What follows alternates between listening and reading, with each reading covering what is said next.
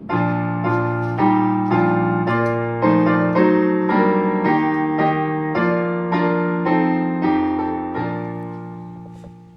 we all stand for the reading of the word.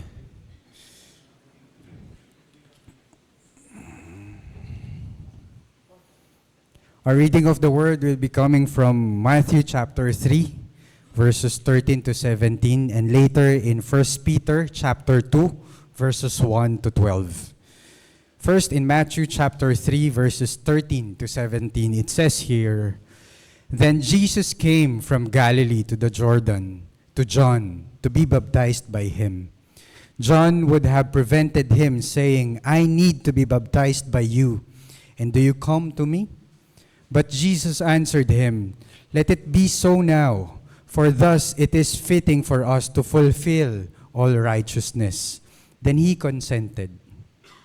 And when Jesus was baptized, immediately he went up from the water, and behold, the heavens were opened to him, and he saw the Spirit of God descending like a dove, and coming to rest on him. And behold, a voice from heaven said, 'This is my beloved Son, with whom I am well pleased.'" And our second reading would be coming from 1 Peter chapter 2, verses 1 to 12. "So put away all malice and all deceit and hypocrisy and envy and all slander. Like newborn infants, long for the pure spiritual milk, that by it you may grow up into salvation. If indeed you have tasted that the Lord is good. As you come to him, a living stone, rejected by men, but in the sight of God, chosen and precious. You yourselves, like living stones, are being built up as a spiritual house, to be a holy priesthood, to offer spiritual sacrifices acceptable to God through Jesus Christ. For it stands in Scripture, 'Behold, I am laying in Zion a stone, a cornerstone chosen and precious, and whoever believes in him will not be put to shame.' So the honor is for you who believe, but for those who do not believe, the stone that the builders rejected has become the cornerstone, and a stone of stumbling and a rock of offense. They stumble because they disobeyed the word, as they were destined to do. But you are a chosen race, a royal priesthood, a holy nation, a people for his own possession, that you may proclaim the excellencies of him who called you out of the darkness into his marvelous light. Once you were not of a people, but now you are God's people. Once you have not received mercy, but now you have received mercy. Beloved, I urge you as sojourners and exiles to abstain from the passions of the flesh, which wage war against your soul. Keep your conduct among the Gentiles honorable, so that when they speak against you as evildoers, they may see your good deeds and glorify God in the day of visitation. Praise be to God for the reading of His Word. Muli po, magandang hapon po sa ating lahat. And ang ating pong sermon delivery this afternoon will be coming from Dr. Ruben Bredenhoff. Siya po ay galing sa Canadian Reformed Theological Seminary. At ito pong preaching na ating papakinggan ngayon ay pinreach last 2020. Ayun po, mga minamahal kong kapatid, sa ating mga kanya-kanyang trabaho, alam naman po natin yun na kung mapapansin po natin, meron tayong tinatawag na job title or yung mga tawag natin or mga tinatawag sa atin sa trabaho. Maaaring iba sa atin tinatawag na General Manager or CEO. Alam natin yung mga ganun tawag. Or minsan sa ibang work, ang mga title would be Chief Engineer. Hindi ko na masabing Chef Engineer. Chief Engineer. O kaya Architect or Doctor. Or even sa church, we have certain titles like pastors or like elders or like deacons. And normally po, pag binabanggit yung mga title na yon, automatic, pumapasok ho sa utak natin kung ano yung ginagawa ng mga taong yon. Pag narinig natin yung title, ang kaibat nun, kung ano yung kind ng trabaho. A title can reveal or describe who a person is and also what he does. Yun po ang kasama pag sinabi nating title. And it certainly was for Christ. It certainly was for Jesus.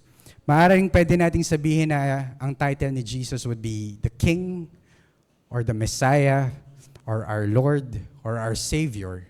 Pero kung titingnan po natin mabuti sa New Testament, ang pinaka-common na title na nabibigay sa Kanya would be the word Christ, in which we usually call Him as Christ. Madalas po nating pagsamahin yung dalawang salitang yon, Jesus Christ, or minsan nababaliktad, Christ Jesus. Tama po ba? And in that aspect, may we all be reminded na yung salita pong Christ na tinatawag doon ay hindi po parte ng kanyang pangalan. Hindi po yun ipelido ni Jesus. Akala ko po nung ako'y bata, akala ko yung Christ would be his surname or ipelido niya. Pero as we go along and as we mature in our faith, doon natin na-realize, hindi naman pala niya yun ipelido. So, hindi siya ipelido. This is his official title, mga kapatid. The designation of his office. Christ is his official title. It defines his calling. It defines kung ano ba yung purpose niya at kung ano yung ginagawa niya. And nabasa natin sa ating catechism kanina na when we call him as Christ, it means that he is a priest, a prophet, and a king. Yun po yung kaakibat pag tinawag na Christ. At pagkatapos natin basahin kanina yung question and answer 31, ang sunod naman po na katanungan sa ating catechism ay, why are you called a Christian? Bakit nga ba tayo tinatawag na Christian? Dahil ba, yun lang yung napili nila natawagin tayo. Tulad ng mga Vilmanian o kaya, ano yun, isa pa? Sharonian. Pero hindi Hindi yun dahil doon. The question is, why do we really carry that title? And as we go deeper to that, ano ang kinalaman natin? Do you get me? Ano ang kinalaman natin sa title ng ating Panginoon? If we are carrying the word or the title or that name, Christians, ano yung kinalaman natin sa title ng ating Panginoon pertaining to His work and pertaining to His office? How are you busy with the same things that God, our Christ, our Lord, is busy with? At ito po ang magandang bagay na pag-aaralan po natin this afternoon sa ating Vesper service, Lord's Day 12. For our topic this afternoon would be, Christ and Christians share an extraordinary triple calling. Again, the title is Christ and Christians share an extraordinary triple calling. At meron po tayong tatlong points or tatlong heading. Ang unang point po would be this calling in the past. The second is this calling in Christ. And the third is this calling in the church. So before we proceed, let us all bow down our heads and let's pray. Heavenly Father, we ask, O God, by your mercy and grace, that may you continue to lead us towards your word. We acknowledge that with us alone, we are not worthy of anything, but it is only by your grace that we are being blessed and gifted by your revelation. Guide us, O Lord, and bring us towards the knowledge and truth of your word, so that we would be transformed continuously in the image of your Son, and that we would continuously have an established faith towards you alone. Be with us, O Lord, and this we pray. In Jesus' name, amen. Amen. So first point po natin, ang ating first point again is this calling in the past. One of the great mercies of God is that He makes use of lowly people, tulad mo at tulad ko. He used people that are far from who He is.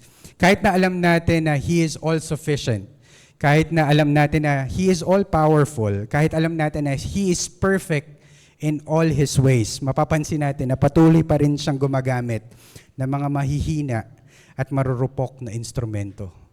And that's the reality of what we have been seeing in the Bible. He could always be a one-man show. Kaya naman talaga niya yun. Kaya niyang gawin lahat yun. But yet, He chose people, sinful, weak people, to fulfill His purposes. At makikita natin ito sa Old Testament. as we go back to the Old Testament of how God set apart individuals for three main jobs or offices. Kanina po nabanggit din yon sa ating morning service, the offices of Christ. At ito po, even in the Old Testament, ito po yung mga offices na yon, they are called prophets at mga priests at mga kings. Dito po makikita natin na sila ang mga original office bearers. Sila po yung mga unang office bearers. It is through them that the Lord wanted His church to be held and guided in their covenant with Him. At dito natin makikita that it is a very holy calling even from the beginning. Even from the very beginning, this has been the call of God for His people. When we look back in Genesis, they were created in God's image and placed in the garden when they were created, si Adam and Eve. At dito makikita natin nung ginawa si Adam and Eve, hindi naman sila ginawa na merong Adam and Eve, tapos ikaw na yung bahala. Mag-relax ka sa paradise. Or doon ka sa tabing ilog, mag-chill ka lang doon, kumain ka ng kumain ng gusto mo at matulog. Hindi naman po yun yung ginawa sa kanila or hindi naman yun naging purpose nila. Hindi sila yung parang gigising ka, kakain, magre-relax, tutulog, or yung mga nakikita natin na mga uso ngayon na camping na pupunta sa nature, magre-relax buong araw at walang gagawin. But that's not the case pagdating kay Adam and Eve. They were created with a purpose. They were created with a task. They were created to work. It is a reminder for all of us that they were created to work. Adam and Eve were to be prophets, even as early as that. God's spokesperson on earth. Prophets who taught His truth to the coming generations. They were also called as priests, for they were to be fully dedicated to the praise and worship of God. And lastly, they were a king and a queen too, called to exercise dominion in God's name over all the rest of creation. They were called to have dominion to the whole creation. At doon, alam natin na kahit na sila ay nabigo, we all know that they all failed and fall into sin. Sa mga tungkulin na binigay sa kanila, hindi niya ginawang parang, sige, since nagkamali kayo, ako na lang lahat. Hindi. At the end of the day, siya pa rin ay gumamit ng mga tao. Amazingly, God still wanted to give His broken people holy work to do. At nakita natin yon, sila Abel, sila Noah, sina Melchizedek at si Job, na naglalagay or nag-o-offer ng mga sacrifices nila para sa ating Panginoon. That's a priestly role. They're doing a priestly task. And later on, si Abraham is also referred also as a prophet of the Lord. And even Moses is a prophet too. And among His people, God always wanted to be revered as the only king. Indeed, He is our only king. Pero maaalala natin na even nung time na yon, hinayaan ng Panginoon na bigyan pa rin sila ng mga hari nung yung Israel ay nangihingi ng hari, na actual na hari na mag-rule sa kanila. But we all know that He ruled through them. He ruled through Israel through men like David and Solomon as actual kings of Israel. Itong mga ito, yung mga prophets, itong mga priests, itong mga kings, ang mga ginagamit ng ating Panginoon bilang kanyang mga instrumento dito sa mundo. And dito sa mga nakikita nating offices na to, each could go by the title Christ. Again, each could go by the title Christ. Maaaring sa pananaw natin ngayon, medyo matinding claim yun. Kasi alam natin, when we talk about Christ, ang naka-automatic sa atin would be Jesus. Pero aalalahanin natin na yung word na Christ, yung salitang Christ, which is a Greek word, it is the same with the word Messiah in Hebrew. At pag sinabi po natin Christ or Messiah, it literally means an anointed one. It's the same meaning. It has the same meaning. Because when God wanted to give someone a special job, when God wanted to call a person for a special purpose, He often anointed him with oil. Ito po ang paglagay ng langis sa ulo ng isang tao bilang isang symbolic act. Pinapakita nito kung paano sila naging set apart para sa kanilang trabaho, para sa kanilang posisyon. At kung paano din sila binibigyan ng kakayanan para gampanan yung mga bagay na kailangan nating gawin or kailangan nilang gawin. Tulad ng langis na ibinubuhos sa ulo ng mga tao, ganun din po dumadaloy ang pagpapala ng Panginoon para magawa nila yung mga bagay at mga tungkulin na binibigay sa kanila. God is still the all-sufficient one, all-powerful, yet God wants a workforce. Kailangan pa rin po niya at gusto pa rin niya na magkaroon ng mga gagamit na instruments. He wants His people to be busy every day with doing His will. He calls us and equip us to do God's will. Kaya kung titingnan pa natin ang mas malalim ng mga roles na yon at yung mga offices na to, mas maiintindihan natin kung ano ba talaga yung purpose ng mga bagay-bagay na to at kung ano yung relationship ng mga offices na binigay ng ating Panginoon. Ang unang task na binigay sa kanila ay yung bilang propeta or bilang isang prophet. His role is to speak God's word. Yun pa yung pinaka-role ng isang prophet.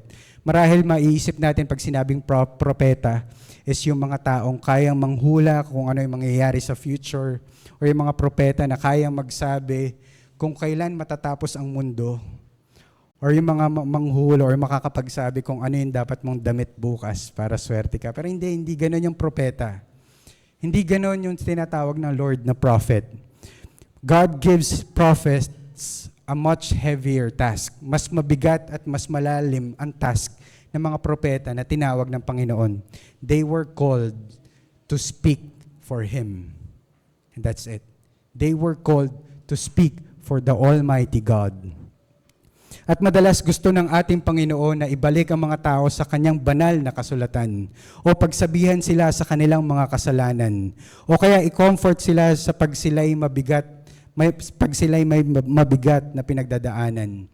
In the Old Testament, God sends prophets almost constantly because if God speaks, He wants people to hear. That's why He continuously used prophets so that they would be able to hear the Word of God.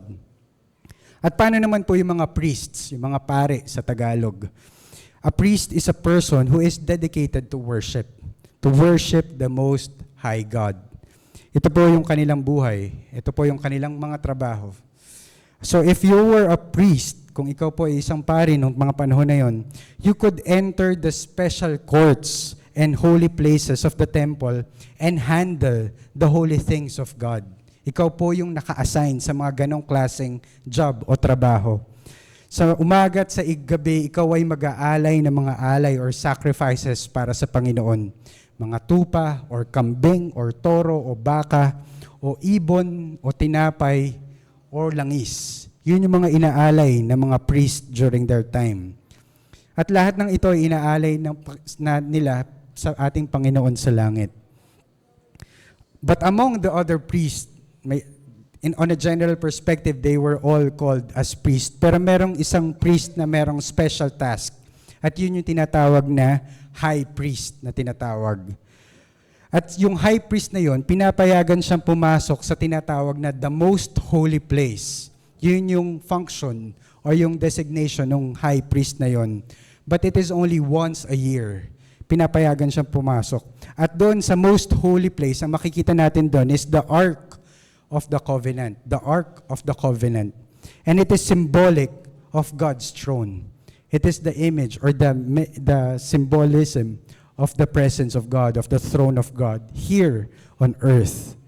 At pagdating sa araw na tinatawag na Day of Atonement, when that day comes, yung high priest ay pumapasok sa most holy place at daladala yung dugo ng mga hayop na inalay nila para sa Israel at hindi lang para sa Israel, kundi para rin sa sarili nila. For the sins of Israel and for their sins. This was another vital work carried out by utterly inadequate persons but accepted by the Lord. These are the priests na tinatawag during their time. At makikita natin that there were kings as well. Meron din tayong mga tinatawag na hari. Makikita natin dito kung gaano katindi yung job description ng isang hari, mga kapatid.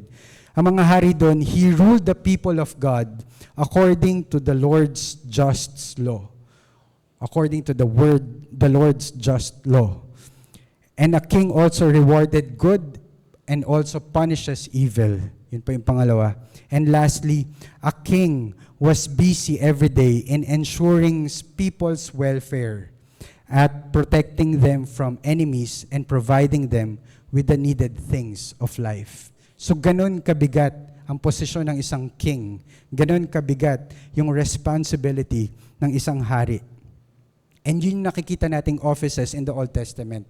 Prophets, priests, and kings. But I want you to be reminded of this, and we don't want to be misunderstood pagdating sa mga bagay na to. Don't misunderstand these things. Sa Israel po, during their time, lahat po ay may calling. Hindi lang po yung 3 offices na yun. Lahat po ay may ginagawa. From the lowest to the highest person or to the highest status ng isang tao, lahat po may designation. From the youngest to the oldest, may expectation po sa bawat isa. Kahit saan ka man galing, kahit mula ka sa tribe ni Levi or Levi hanggang sa tribe ni Issachar, the Old Testament speaks of all people being an assembly of holy servants. Lahat po sila ay expected to work. Everyone has a worker for God, which is why the Lord called Israel the kingdom of priests. Yun po yung tawag sa Israel noong time na yun. At kung titingnan natin sa scriptures, wala naman talagang katuruan na pagdating sa mga bagay sa Panginoon, ang mga tinawag lang doon ay mga pastor, or mga theologian, or yung mga malalalim lang na minister. Tapos yung mga normal na tao, doon lang sa mga normal na trabaho nila as if ito yung secular, ito yung pang sa church or spiritual. Hindi po ganun ang katuruan ng Bible. Hindi po. Lahat ng ginagawa natin, may we all be reminded of this, lahat po ng ginagawa natin, kung ito po ay gagawin natin sa Panginoon, para sa Panginoon, ito po ay isang banal at marangal na gawain. Lahat po iyon, ang ating pag-aaral, o maaring yung mga ginagawa natin sa bahay, or ating mga simpleng hanap buhay. Kung ito po ay gagawin natin para sa Panginoon, ito po ay nagbibigay ng karangalan sa ating Panginoong Hesus. If it is done for the Lord and in the Lord's strength, it is considered a holy work. And we are called to work as for the Lord. Lahat po tayo yun. Not just during the Old Testament times, but even for this time, we are all called to work for the Lord. And yung work na yun, yung offices na yun, it all takes a new meaning through Christ. Lahat to nagbabago at magkakaroon ng mas malalim na meaning if we consider and if we look at Christ. For this is now our second point. Ito po yung ating second point. The calling in Christ. The calling in Christ. Sabi dito, we said that our first parents had a triple calling. And yun nga po yung nabasa natin kanina. They are called to be prophets, priests, and king. Pero alam naman po natin, lahat na nabigo sila, na lahat sila nag-fail. They all fail in sin. At kasama nila, tayo din po ay nabigo sa tungkulin na ina-expect sa atin ng ating Panginoon. We were supposed to be kings and queens, mga kapatid. We were supposed to be kings and queens. Ngunit ang nangyari, tayo ay naging alipin. We became slaves in sin under the power of Satan because of sin. We were meant to serve as prophets of God. But instead of speaking the truth, we began to listen to the lie of the enemy and spread falsehood. Instead na tayo po ay magpalaganap ng katotohanan, kasinungalingan ang nasasambit natin through the deceptions of this world, through the deceptions of the enemy. And we were meant to serve as prophets, and far from being holy priests, completely dedicated to the Lord's worship, instead of being priests that are leading people in worship, we've chosen to love other gods and even considered ourselves as gods of our own lives. Instead of worshiping Him, we worship our own self as little gods of our own lives. So kailangan natin ng isang taong gagawa ng mga bagay na dapat tayo ang gagawa. Kailangan natin ng someone to work and do the things that we can't do. We need someone to make up for all the shortcomings that we have in our lives. And this happened in the person and work of Christ. This is in the person of work of Christ. Kung maala po ninyo, sa binasa natin kanina sa ating catechism, tinawag si Christ doon, ang ating Panginoon doon, bilang our prophet, our priest, and our king. Si Jesus ang gumawa ng mga bagay na hindi natin nagawa. Siya ang gumawa ng mga ito para sa atin. Siya at wala nang iba ang nakagawa nito para sa atin.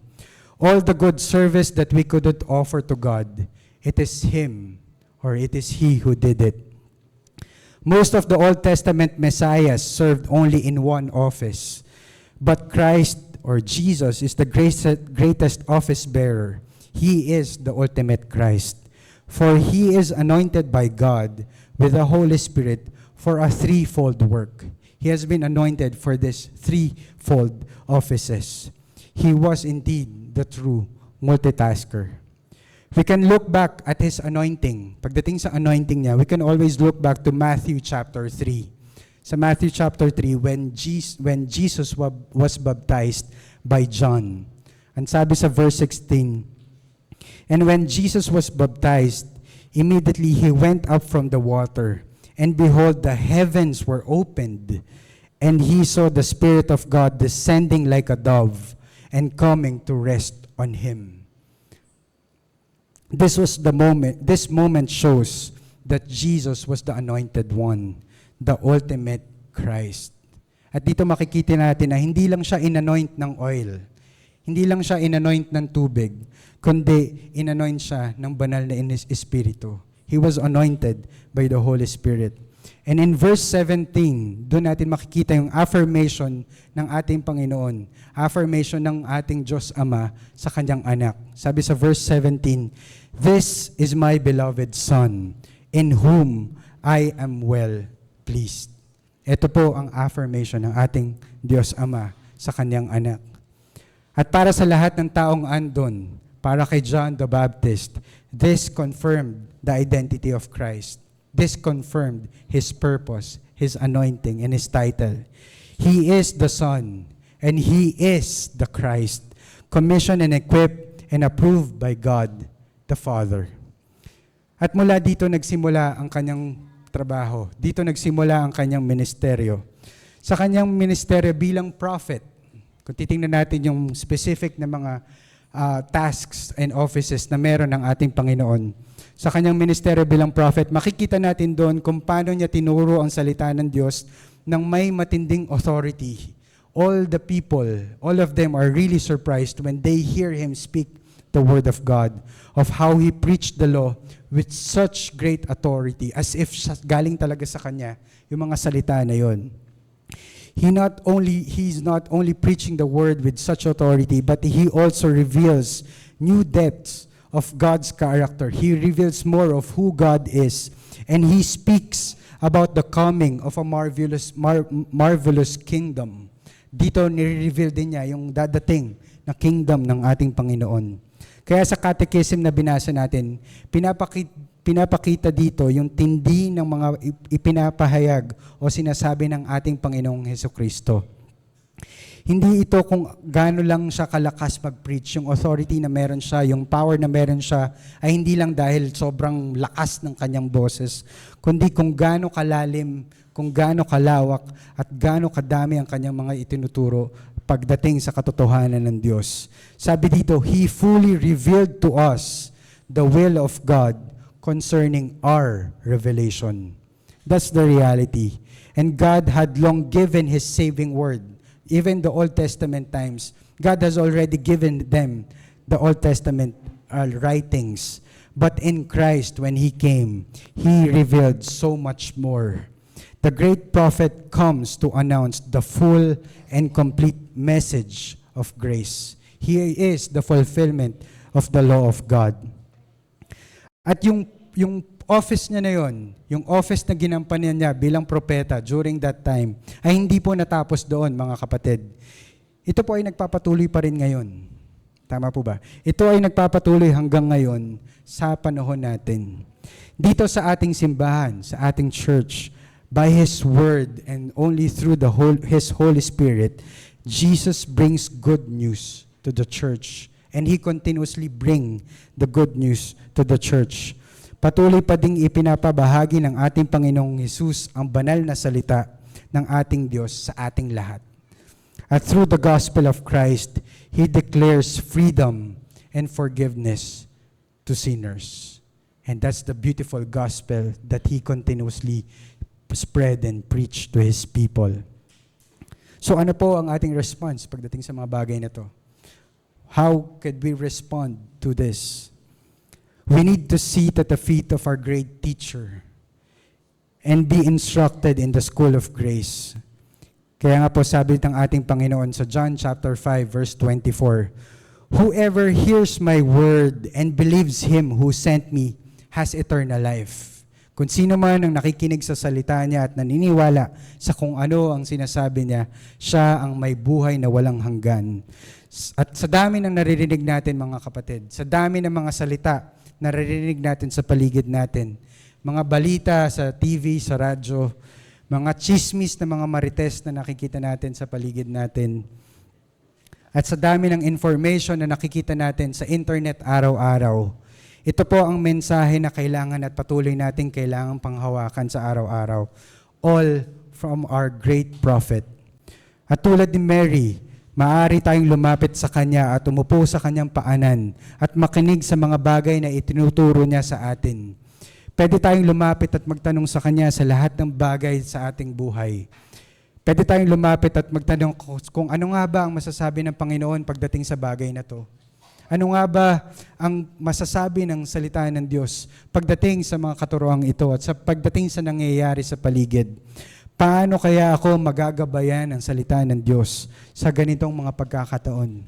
That's why we are to continuously come before the Lord, to ask for Him and come to Him and hear His word, for He is our only great prophet. Wala tayong ibang kayang pakinggan kundi siya lamang, mga kapatid. And this is not just it. Jesus came not just as a prophet, but He also came as a priest. Hindi lang po bilang propeta, but also bilang isang pari or bilang isang priest. Pero kung ikukumpara po natin sa Old Testament times, kung ikukumpara po natin yung ginawa niya sa mga ginawa ng mga priests nung time na yon, ay hindi po yun magkaparehas. He didn't do the things the way of how yung mga priests nung Old Testament times na pag-worship sa Panginoon. At alam natin to sa Hebrews, sa book of Hebrews. Yung mga priest ng mga panahon na yon ay nag-aalay ng dugo at lumalapit sa presensya ng Diyos taon-taon, isang beses sa isang taon. This priest come to the Lord once a year, every year. But as we look at Christ, our ultimate priest, He did this special task only once and for all for us. And while other priests has to bring blood for their own sins as well. Lumalapit ang mga priest nung time na yon na may daladalang alay para din sa sarili nilang kasalanan. Christ came as a sinless high priest. Siya ay lumalapit bilang high priest na walang kasalanan ni isa sa Kanya. He came exclusively for others to sacrifice His life for them. Siya ay lumapit para sa atin, para sa Kanyang mga anak. At ang pinakamagandang bagay dito ay kung yung mga pari nung panahon na yon ay nagdala ng dugo, ng toro or kambing para sa pag-aalay na yon sa most holy place. Ang dinala ng ating Panginoon ay ang Kanyang sariling dugo. It is His only blood. He has brought His own blood. At hindi lang siya tumayo bilang pari. He didn't just come there to be the priest. Siya din mismo ang nagsilbing alay para sa atin. Siya rin mismo yung naging sacrifice for the atonement of sin. Through His perfect work, mga kapatid, sin is atoned for. Christ died for us sprinkled His blood for us. He has washed us clean by His work. At hanggang ngayon, siya ay tumatayo pa din as our great high priest. Hindi lang noon, kundi hanggang ngayon ay tumatayo siya bilang ating high priest. Sa oras na to na siya ay nasa langit, patuloy pa rin siyang nananalangin para sa atin sa presensya ng ating Diyos Ama. As if He's saying, Father, forgive them. Have patience with them. Father, remember that I bought them with my own blood. He's continuously praying for His people. And Christ opened the way to the Father. And that door He keeps open. Beloved, let me encourage us all to go through that door that Christ opened. It is only through Christ that we have access to the Father. Pinayagan tayong lumapit sa presensya ng Diyos sa pamamagitan ng panalangin. So do so. Continuously pray without ceasing. Never neglect prayer because that is what God did for us. We don't even have any access to come before the Lord in prayer. But it is only through the work of Christ that He opened it for us. Pinayagan din po tayo ng ating Panginoon na lumapit sa presensya niya in worship. Hindi lang in prayer, but also in worship. So do so, mga kapatid. Do worship Him with so much joy. As we come before Him in His presence, we're not here to come as robots na parang walang nararamdaman. We are to continuously come to Him in worship with so much joy and thankfulness for what He did for us. At pinayagan niya tayo, for Christ's sake, you are allowed to walk with God daily. So do so with confidence and peace. This is what Christ did for us, for how He meditated and mediated for us. And when Christ finished His work as a prophet and priest on earth, nung tinapos niya yun at ginampanan niya yun, it was time to take up a new calling. Jesus received all authority in heaven and on earth, and He ascended to the Father's right hand. He was crowned as King of all. Now Christ seeks to preserve His blood-bought people, to defend His sheep, to send rich blessings unto His church. Marahil po sa panahon ngayon, maaaring makikita natin kung gaano katindi yung pangangailangan natin for protection, for guarding, to be guarded by the Lord. Pagdating sa mga kaaway, pagdating sa mga pagsugod ng enemies of darkness in our lives. Sa mundong ginagalawan natin, tayo nahaharap sa matitinding temptations. Lahat tayo may hinaharap na mga temptations sa ating buhay. Mga bagay na maaaring makapagpalungkot sa atin o makapagbigay ng paghihina or ito'y makapagpahina sa atin. At kung titingin tayo sa paligid natin, bakit ata palala ng palala yung mga bagay-bagay? Pag nakinig ka sa radyo, pag tumingin ka sa TV, parang negative na lang ng negative yung nakikita natin. Parang walang magandang balita. Meron mang maliit na mabuting balita o magandang balita sa radyo or sa TV. Maliit na portion lang. Tapos everything is negative. And everything, we're continuously witnessing the sin of this world. Kaya minsan natatanong natin, anong klaseng mundo ang meron na tayo ngayon? Anong klaseng mundo yung ginagalawan natin ngayon? Anong klaseng mundo pa ang maaring maabutan ng ating mga anak? Kung ganito na kalala yung mundo na meron tayo ngayon, kung ganito na kalala yung sinfulness ng tao, kung ganito na kalala yung pride na meron sila to flaunt their sins as if they have the right, and sila pa mismo yung malakas na ipaglaban yung kanilang mga kasalanan, what more sa mga dadating pang generation? Tiyak na mas magiging mahirap ang buhay ng isang Kristiyano sa mga darating pang pagkakataon. And totoo po yun. It will get worse and worse. That people will be more sinners and that they would more love themselves more and consider themselves more than others. But this is our comfort, mga kapatid. May we all be reminded of this truth, that Christ is our King. Christ is our King and He is in His throne. He is still on duty, even up to now, and He is ever devoted to His people. That even if the world would cause to go astray. He will continuously preserve and protect His church. At yun po yung panghahawakan at patuloy nating panghahawakan. Dahil doon po tayo pupunta sa pangatlo nating point. Na after what Christ did, now we will also look back to the calling of His church as our third point. Ngayon po tayo babalik sa ating sariling calling. Simulan natin sa ating title. Ito pong title na meron tayo. Yung label natin or yung identity na meron tayo. Tulad po ng sinabi natin kanina, we tend to find our identity with a lot of things or with so much of so. Kaya nating sabihin na this is who I am. I am a doctor. I am a teacher. I am a principal. I am an engineer. Or kaya nating ipakilala yung sarili natin kung ano yung ating ipelido, kung saang pamilya tayong nanggaling. Pwedeng yun yung definition na meron tayo. Or kung ano yung ugali natin or dinidefine natin yung sarili natin, kung ano yung madalas natin gawin, ano yung hobbies na meron tayo. I'm a cyclist, I'm a runner, ganyan-ganyan. But let us consider this label and let us always be reminded of this label that you are a Christian, that we are called as Christians. In the extraordinary title of Christ, in a very precious and extraordinary title of Christ, we find our own identity and true purpose. Appreciate what a wonderful thing that is.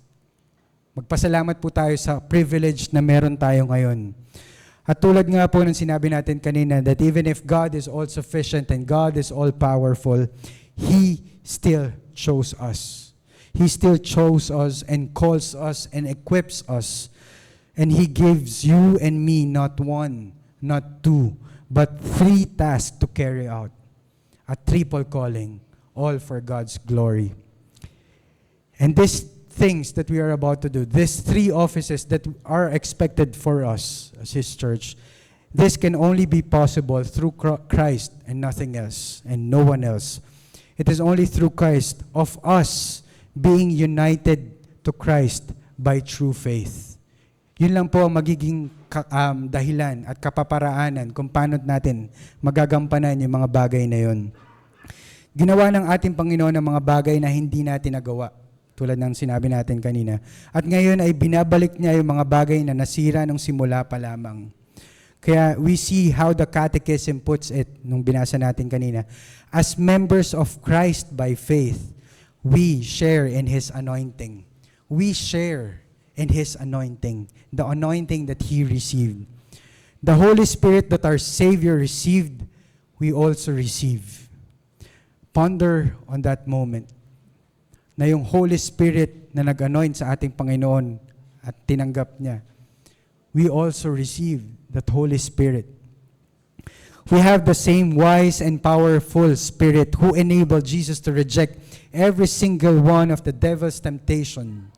The same Spirit who equipped Jesus to minister daily to those around Him. You and me and every covenant child is promised an anointing in the mighty Spirit of God. And through Christ, we have that high calling. At ito po yung sinasabi ng 1 Peter pagdating sa church.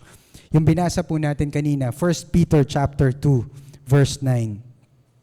You are a chosen generation, a royal priesthood, a holy nation, His own special people, that you may proclaim the praises of Him who called you out of darkness into His marvelous light.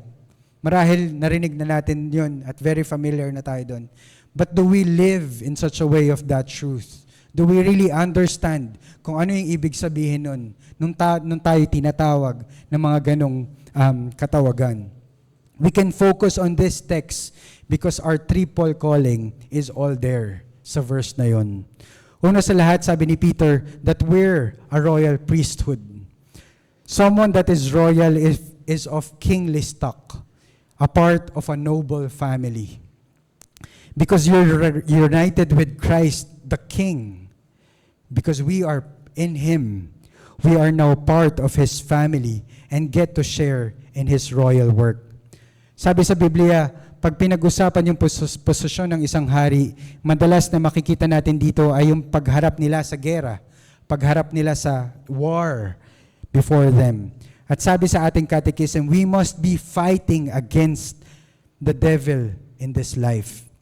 We must fight against sin and the devil in this life.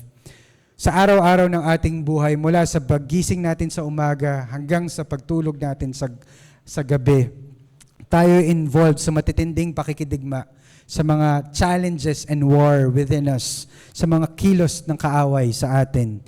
Ito mga kaaway nito ay hindi lamang sa labas, kundi mga kaaway na malapit sa ating puso, because our hearts are even deceitful. It deceives us. Our emotions can deceive us, and it can destroy us. Sa ating mga katawan, in our flesh, there is an enemy. Our flesh is our enemy. At kung ano nakikita natin sa ating mga phone, sa ating mga social media accounts, sa ating mga ini-scroll, there's a lot of battles there. At marahil pati sa mga taong nakakausap natin or nakakasalamuhan natin sa pang-araw-araw ng ating buhay, merong challenges at battles tayong pinagdadaanan sa ating buhay. Kaya bilang mga hari at reyna, mga kapatid, kailangan nating pag-isipan at paghandaan kung paano tayo lalaban sa ganitong mga pagkakataon. Are we passive about the evil around us? And that's a problem. Are we passive with the evil things that are happening around us? That enters our lives constantly, that even lives within us. Sabi sa James 4 verse 7, resist the devil and he will flee from you. Resist the devil, and he will flee from you. Isa siyang matinding kaaway. Ngunit kung tatayo tayo sa ating Panginoon, by His grace, mga kapatid, by His strength and power, we can resist Him. Not by our own self, not by our might, not by our own power, but only by the Spirit of God. We're a royal family, and not just a royal family, but we're also considered a royal priesthood. And that's the second aspect of the passage. Sabi sa verse 5 ng chapter na yan, you are being built up a spiritual house, a holy priesthood, to offer up spiritual sacrifices acceptable to God through Jesus Christ. Dati ay tinatawag silang mag-alay sa kani-kanilang mga sacrifices sa mga temples na tinalaga nung time na yon. Ngunit ngayon ay tayo pa rin ay tinatawag at ine-expect ng ating Panginoon ng lahat-lahat na tayo din ay mag-alay ng ating mga sacrifices sa ating Panginoon. And we see what kind of priest we are to be. Dito makikita natin sa verse 5 that we are a holy priesthood, a royal priesthood, and we're called to be holy. Kasi kung babalikan natin ng Old Testament times, pagdating sa mga priest of the Old Testament, yung mga high priest na tinatawag ay nagsusuot ng maliit na gold plate sa kanilang ulo. Merong maliit na gold plate sa ulo nila at dun sa plate na yon may nakaukit na salita. Ang ibig sabihin nun ay holy to the Lord. Yung nakaukit dun sa gold plate na yon. Ito ay paalala sa Kanya at sa mga tao sa paligid niya at nakakita sa kanya na ang kanyang buhay at tungkulin ay para lamang sa Diyos. Yun ang ibig sabihin of being holy to God. And right now, we may not have that visible plate. We may not have that visible reminder, but we too are a holy priesthood. Pwede nating tignan itong holiness na to in two ways, sa dalawang bagay. In negative and in a positive sense, in which both are important. In a negative sense, it means that holiness means being separated from sin and from the things of this world. For us to be set apart from the world, to be separated in sin. Kung mapapansin natin sa araw-araw ng ating buhay, bakit ba parang hinihila tayo ng mundo? At patuloy tayong hinihila ng mundo para maging katulad niya. Para maging tulad ng mga taong namumuhay sa kamunduhan sa paligid natin. But sinasabi sa 1 Peter 2, verse 11, na nabasa natin kanina, abstain from the fleshly lust which war against your soul. We are to abstain, mga kapatid, we are to abstain from our flesh, from our sinful tendencies. If you are a priest, You do not go to places where you could be unclean. If you consider yourself as holy to the Lord, why would you choose to go to places that would cause you to sin and ruin everything in your life? At hindi lang yon, hindi ka manonood ng mga bagay na maaaring makapag-pollute sa iyong isipan. Mga bagay na makapagpa-numb sa iyo pagdating sa kasalanan at makapagbago ng pananaw mo sa buhay. Wala man tayo nung holy plate na yung plate na meron sa ulo ng mga priest, but remember the engraving in your heart that you are a priest, holy to the Lord. And in a positive sense, not just in a negative, but in a positive sense, our holiness is as a priesthood means that we offer ourselves to God. We are to offer to God. Bilang mga pari or mga priest, hindi sila nagbibigay ng mga tira-tira lamang. But we say, "Here I am, O Lord. Use me in your service. My talents, my gifts, my time, my thoughts. It is all holy to the Lord." And let's be priests, not just for a few hours during Lord's Day. Huwag tayong maging priest pag nandito lang sa church or pagkasama lang natin yung mga fellow Christians na nakasama natin ngayon. But different when we're alone. But be priest sa ating mga trabaho, sa ating mga bahay, sa ating mga pamilya, sa ating mga school, sa mga nag-aaral pa, at sa ating community. But also when we're alone in our own selves, in our closets, when no one else sees us but God alone. May we continuously be in a life of worship, in a life that continuously offer himself to God. As Romans 12 verse 1 says, "I appeal to you therefore, brothers, by the mercies of God, to present your bodies as a living sacrifice, holy and acceptable to God, which is your spiritual act of worship." Offer your bodies, kapatid. Let's all offer all our lives, everything in us, like our hands to help a fellow saint, like our eyes to study the Word and continuously witness and view the beauty of God. Offer your ears to listen to someone who needs to talk. Offer your mouth to speak gracious words to someone discouraged and speak the word of truth to them. Offer yourselves, mga kapatid, as spiritual sacrifices to God. And one more time, may we read again our calling. Babasahin po natin ulit, 1 Peter 2:9. "He has made you a royal priesthood, a holy nation, His own special people, that you may proclaim the praises of Him who called you out of darkness into the marvelous light." Underline that word or note that word, proclaim. We are to proclaim as prophets, proclaiming the word of God. In church and in this world, confess your faith in God with zeal and love. Confess Him with an open mouth and believing heart. As prophets, we're allowed to be bold sa ating mga sinasabi sa mundo. Minsan ang ugali nga lang ng Pilipino, ang problema natin is hindi tayo ganun kaprangka sa ibang tao.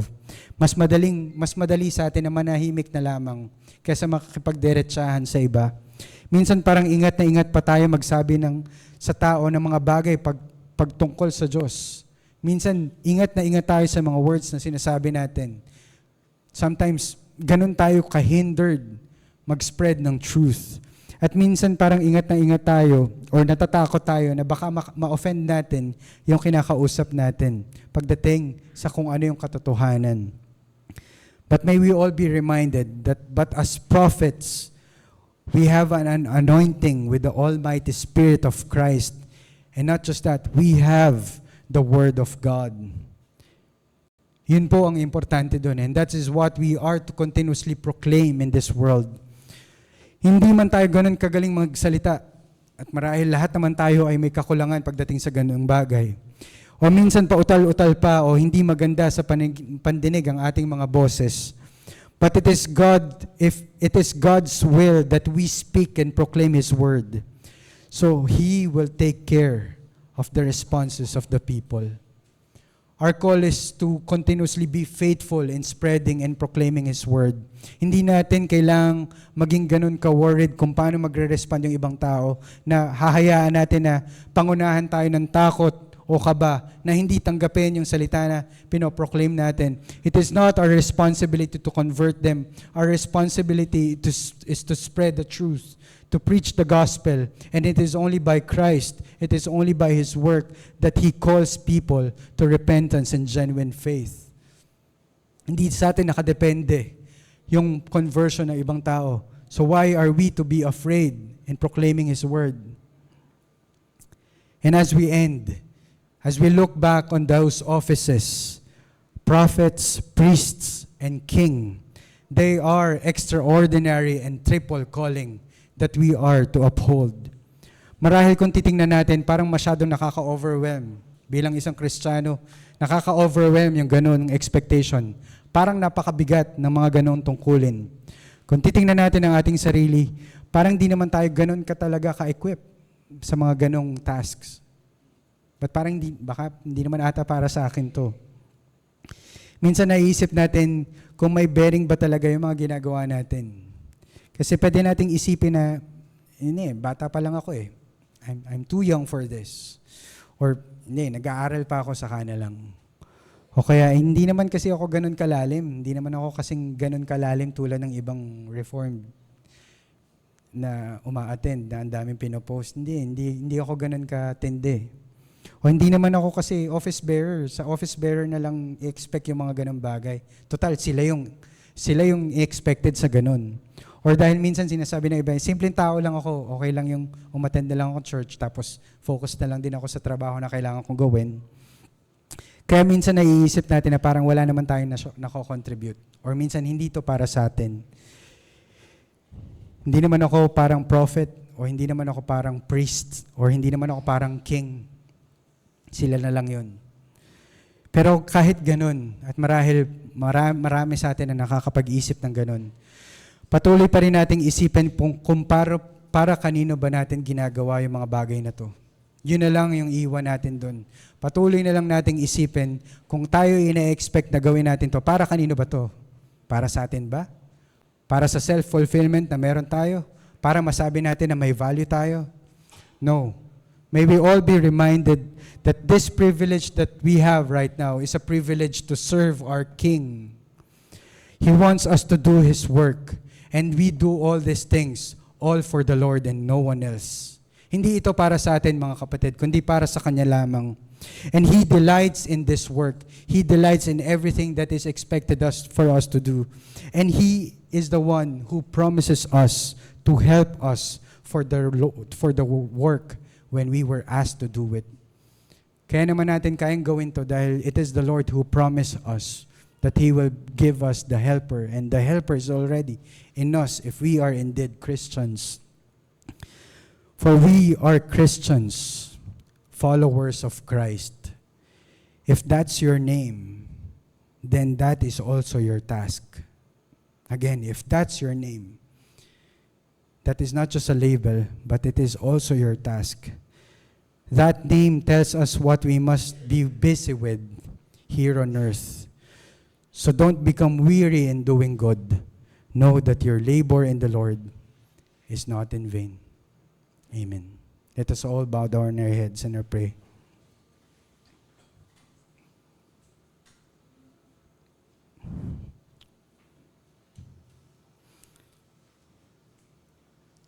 Heavenly Father, we thank You for Your holy word.